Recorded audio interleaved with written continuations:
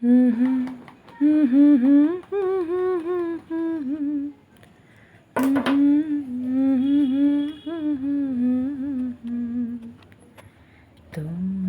যে বলো দিবস রজনী, ভালোবাসা ভালোবাসা সুখী ভালোবাসা কারিগর, সে কি কেবলই যাতনাময়।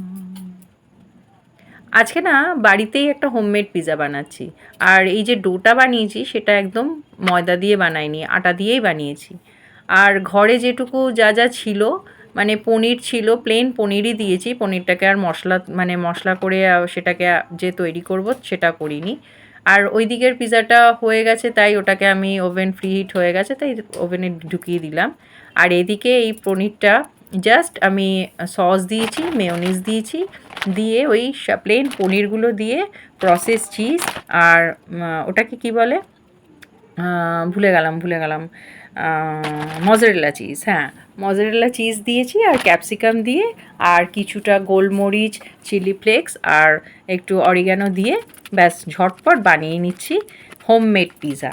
সবসময় এত মানে খোসামত করে তো বানানো হয় না, তা যেটুকু যেরকম ঘরে ছিল সেইভাবে খুব সাধারণভাবেই বানিয়ে নিয়েছি। আর ওভেনে পুরো দুটো সেটও করে দিলাম। এই যে দেখো, মানে আমার দেখতে বেশ ভালো লাগছে।